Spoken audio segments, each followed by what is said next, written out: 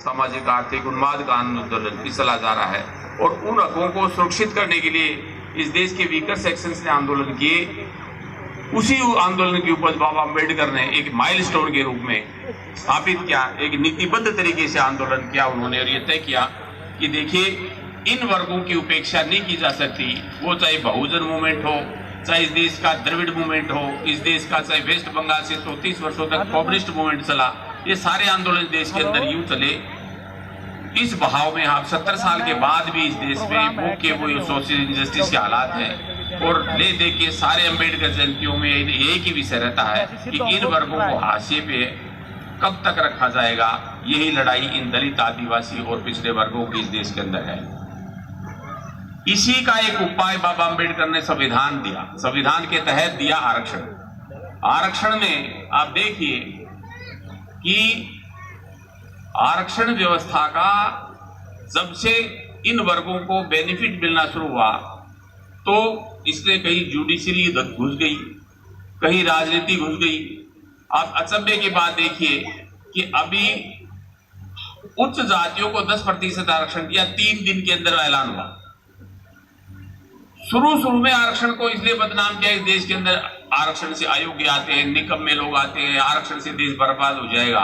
जब बर्बाद ही हो गया तो और बर्बाद क्यों कर रहे हो भाई? 10% देखिए, हम चाहते थे कि इन वर्गों का हक संतुलित रहे, मिले, इनको कुछ न्याय मिले।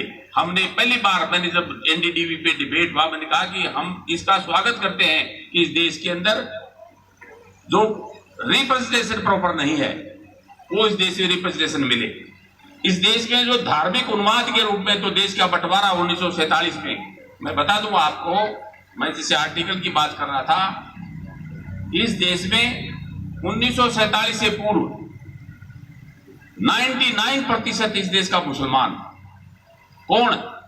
जिसके दरवाजे मंदिर के लिए बंद थे, दलित, शूद्रों के, आदिवासियों के, वो सारे के सारे मस्जिद में चले गए, मस्जिद ने उनके गले लगाया, वो सारे के सारे मुसलमान हो गए। पाकिस्तान का विभाजन का पहला सूत्र था कि मोर देन 50% पॉपुलेशन जिस क्षेत्र की होगी वो सारे पाकिस्तान में जाएंगे।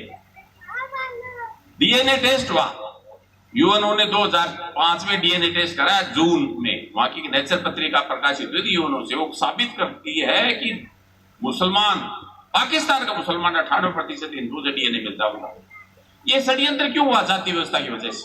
हमारे लोग जाति व्यवस्था के उपराघात से मुसलमान बढ़ गए, पाकिस्तान बढ़ गया, अफगानिस्तान, ईरान, इराक से लेकर इतना बड़ा देश था, इसका सारा सत्यानाश की जरिए जाति व्यवस्था है। हम उस व्यवस्था के खिलाफ आंदोलन चला रहे हैं, 70 साल से चला रहे हैं, बाबा अम्बेडकर ने हैं, ज्योतिबा फुले से लेके। हम इस आंदोलन को इसलिए चला रहे हैं कि इस देश में सबके साथ प्रॉपर जस्टिस हो, चाहे वो ब्राह्मण है, चाहे वो बढ़िया है। जाति की बात नहीं है, अन्याय की बात है। जो प्रॉपर रिप्रेजेंटेशन, हर जिसका जितना हक मिले। इस दुनिया में न्याय का सिद्धांत यही लागू है कि जिसको जितना उसका हक है उसके हित में दे दो। आप देखिए जुडिशरी ने आरक्षण के नाम पे इतने आंदोलन किए। अभी एक बार चर्चा चल रही थी, मेरे से वो पूछ रहा था डिबेट में कि जी आपका जो आर्थिक आरक्षण दिया जाती है आधार पे, क्रीमी लेयर। मैंने कहा क्रीमी लेयर का आधार, जब आपने आरक्षण जातिगत आधार पे दिया है तो क्रीमी लेयर भी जाति की होनी चाहिए थी। कोई आपके हमारे पुजारी हो जाते, आप आर्थिक आधार पे इसकी मानदंड कैसे करते हो? सुप्रीम कोर्ट में वकील के साथ हमने दलील दी।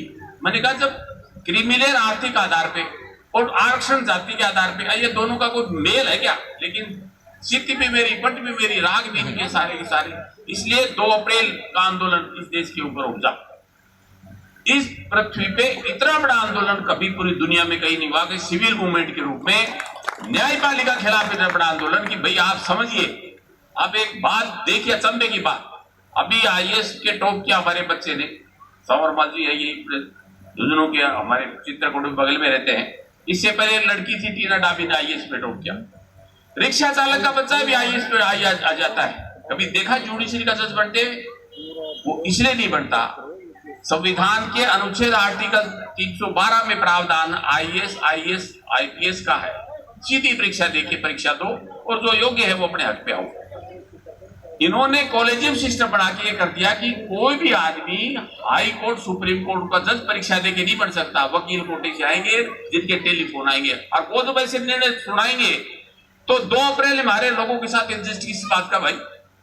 ये आंदोलन बाबा अंबेडकर के नाम से जो पूरे चल रहा है, देश में चल रहा है, विदेश में चल रहा है, हम केवल हक हकूक की लोगों को मिले, ये आपका हमारा सबका आंदोलन है। और मैं चाहूंगा कि ये इसमें जाति और धर्म के नाम पे बंटवारा करके, उन्माद पैदा करके, देश के विकास को कुठाराघात करके जो पॉलिटिकल पार्टियां कर रही हैं, ऐसे ढंग के आदमियों को सहारा दो, आशीर्वाद दो, जिससे इस देश में अमन चैन कायम रहे, देश में विकास कायम रहे और हमारे जो बच्चे, जो योग्य बच्चे हैं, उनको अपने हक के हिसाब से उनको हक उनका मिले।